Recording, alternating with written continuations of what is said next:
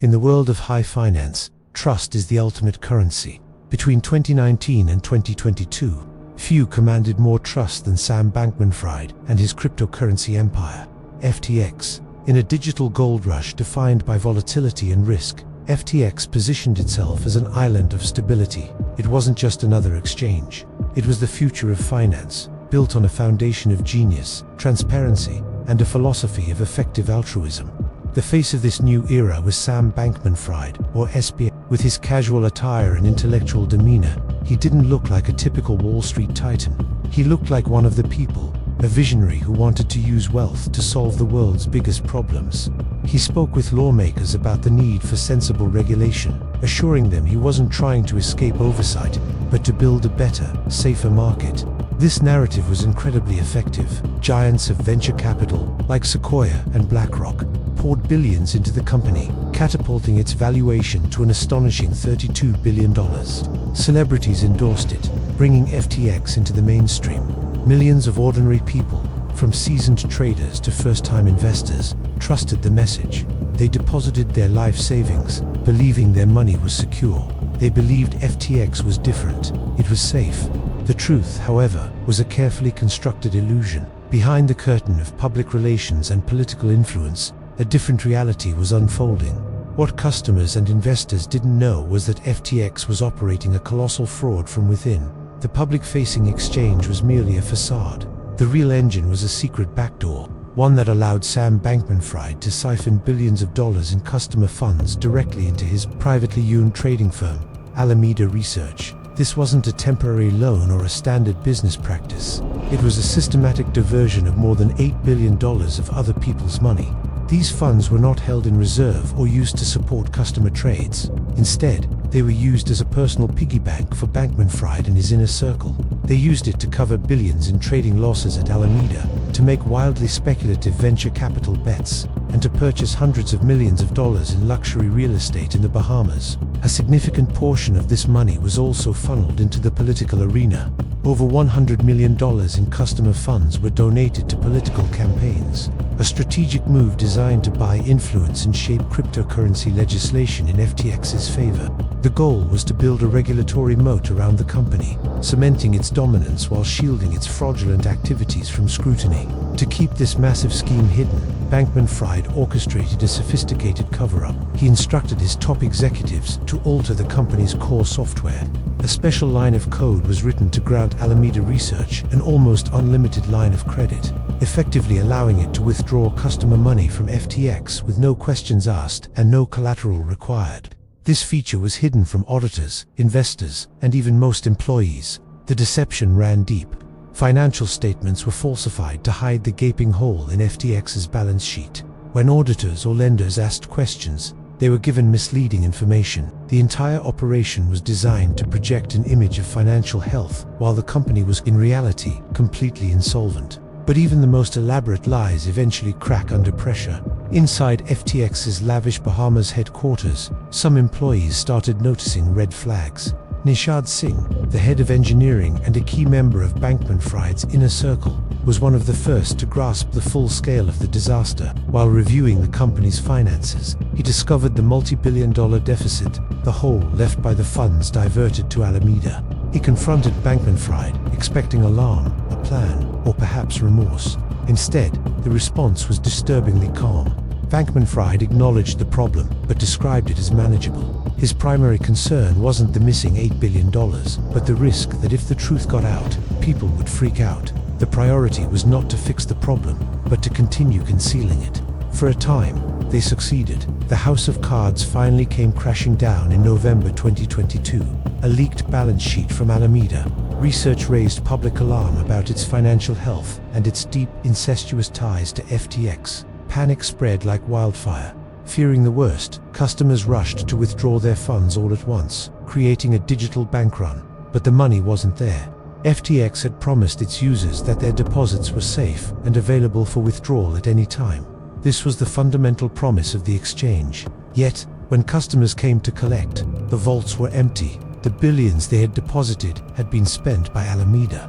Within a matter of days, the $32 billion empire imploded. On November 11, 2022, FTX, Alameda Research, and over 100 affiliated companies filed for Chapter 11 bankruptcy in the United States. The bankruptcy proceedings revealed a level of corporate failure that shocked even the most seasoned financial experts. The new CEO, John J. Ray III, who had overseen the liquidation of Enron, described the situation as a complete and utter failure of corporate controls. There were no reliable financial records. Company funds were used to buy homes for employees. Expenses were approved with personalized emojis on chat platforms. It was, in his words, a company run by a small group of grossly inexperienced and unsophisticated individuals who had absolute control over billions in customer assets. As the dust settled, the human cost became devastatingly clear. Millions of people lost everything.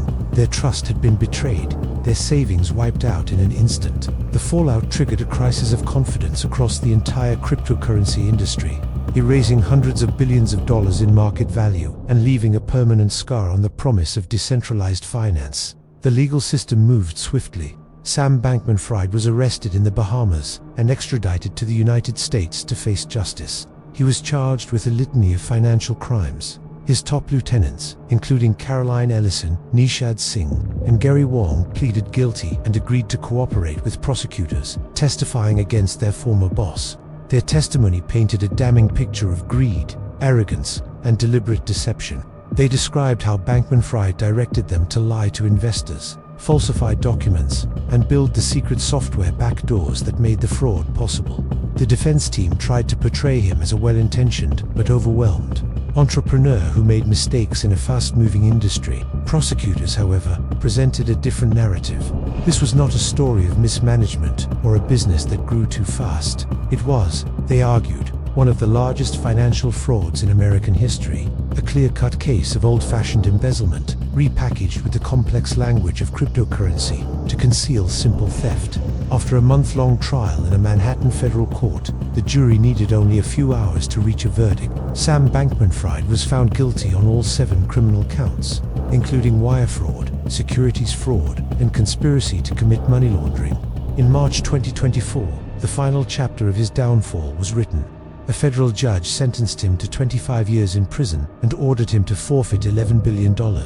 During the sentencing, the judge was unequivocal, stating that Bankman-Fried knew what he was doing was wrong, that he was driven by a desire for power and influence, and that he showed a shocking lack of remorse for the immense harm he had caused. The FTX saga serves as a stark and timeless warning. It demonstrates that no amount of charisma, political connections, or technological jargon can substitute for the fundamental principles of integrity and accountability. It is a story of how a carefully crafted image of trust was used as a weapon to commit fraud on an unprecedented scale, leaving a trail of financial ruin and shattered lives in its wake. The collapse of FTX will forever be remembered not as a failure of technology, but as a profound failure of human character. Late 2022, the cryptocurrency world was on fire. Not the aspirational fire of innovation and overnight fortunes, but the destructive blaze of a system collapsing under its own weight. Markets crashed, titans of the industry became fugitives, and billions of dollars in digital wealth vanished into thin air. In this digital inferno, real people got burned. Meet Eswar, a 32-year-old IT worker from Sydney. He wasn't a reckless gambler or a day trader chasing risky bets. He was a family man who saw a legitimate opportunity. He invested his family's life savings, $60,000, into the crypto exchange FTX, believing it was a secure gateway to the future of finance. Then, overnight, it was gone. And there's Mary, a cleaner, who entrusted $5,000 to the same platform. That wasn't speculative capital. It was the money she desperately needed for rent and to give her family a Christmas. Her voice, filled with despair, cuts through the noise of financial jargon. I am not a rich person. Eswar and Mary are just 2 of the 30,000 Australians left stranded, their savings trapped in the wreckage of FTX Australia. Their stories aren't just about financial loss, they're about a profound betrayal of trust. So, how did this happen? How did an exchange that appeared so legitimate, so secure, manage to implode, taking the hopes of so many with it? The answer lies in a detail that gave thousands of investors like Eswar a false sense of security. When Eswar was researching FTX, one thing stood out. The company held an Australian financial services license, or AIR, to him and to countless others. This was a golden stamp of approval. It suggested that FTX was under the watchful eye of Australian regulators, that their funds were protected by law, and that this wasn't some Wild West operation. He believed the government had done its due diligence, so he could invest with confidence. But an investigation into FTX's licensure reveals a shocking deception.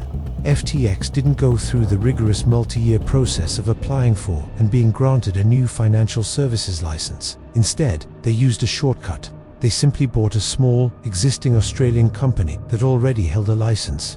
This tactic allowed them to bypass the intense scrutiny that a new applicant would have faced. The deception runs even deeper. The license they acquired wasn't even for cryptocurrency. It was for providing advice on derivatives and foreign exchange. At the time, and still to this day, the core business of buying and selling cryptocurrencies remains largely unregulated in Australia. FTX was operating in a regulatory grey zone, using a license for one purpose, to create the illusion of safety for another, completely different activity. The very safeguard investors trusted was nothing more than a mirage.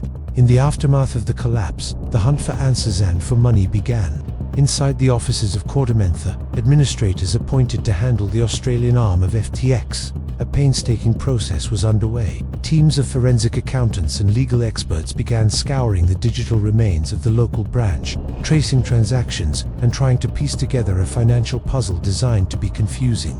They were looking for any assets, any cash, anything that could be returned to the thousands of out-of-pocket victims. Their search yielded a significant discovery: $42 million held in various Australian associated bank accounts. For victims like Eswar, this news was a fragile glimmer of hope in a very dark tunnel. It suggested that perhaps not all was lost, that he might one day see a portion of his family's savings again. But Eswar is firm on one point. This wasn't a bad bet or a risky investment that went south. He didn't lose his money because Bitcoin's price fell. He lost it, in his words, due to an exchange failure. He trusted the plumbing of the system, the platform itself, to be secure. He trusted that the money he deposited would be there when he needed it. That trust was broken, not by market forces, but by corporate malpractice. The FTX catastrophe sent shockwaves all the way to Canberra. The Australian government, which had been slow to act on crypto regulation, was suddenly under immense pressure. Treasurer Jim Chalmers was forced to publicly address the fallout, acknowledging the devastating impact on Australian families. The collapse laid bare a massive gap in the country's financial regulations. The government had allowed the shiny new thing of crypto to flourish without building the necessary guardrails to protect consumers. In response, the country began preparing to introduce its first comprehensive crypto legislation in 2023. But for the victims, these future promises offer little immediate comfort. They are left waiting, caught in a limbo of legal proceedings and bankruptcy claims, hoping for some form of justice. Their story is a stark reminder of the human cost when innovation outpaces regulation, and when trust is placed in a system that wasn't really watching their backs at all. But as investigators, regulators, and journalists focused on the colossal financial fraud of FTX, a different, more sinister story was unfolding in the shadows of the crypto world. While the world watched Sam Bankman-Fried's empire crumble, a series of strange and sudden deaths began to occur, all involving prominent, young figures from the industry. In less than 30 days, 4 crypto entrepreneurs died under unusual circumstances. They were all young, all publicly successful, and none were known to have been suffering from any serious illness. Was it a tragic coincidence, amplified by the paranoia of a market in freefall, or was something else going on? The first was Nikolai Mishpegin, at just 29 years old. He was a brilliant developer and a co-founder of Mekadeo, a major decentralized finance project. On October 28, 2022, he was found drowned off a beach in Puerto Rico. The discovery was made just hours after he posted a series of disturbing messages online, claiming he was being targeted by powerful intelligence agencies.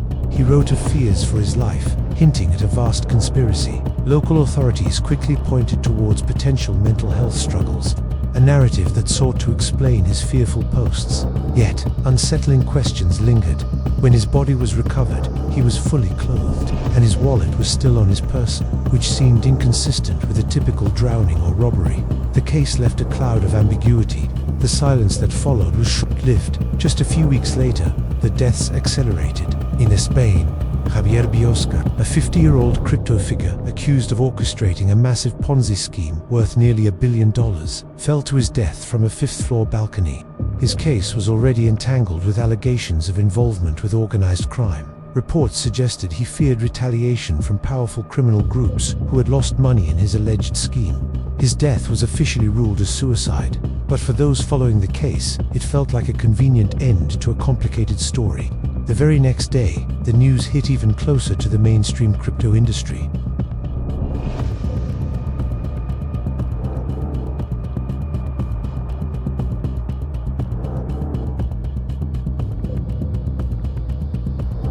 Taran was the founder of Forex Club and a well-known figure in financial circles.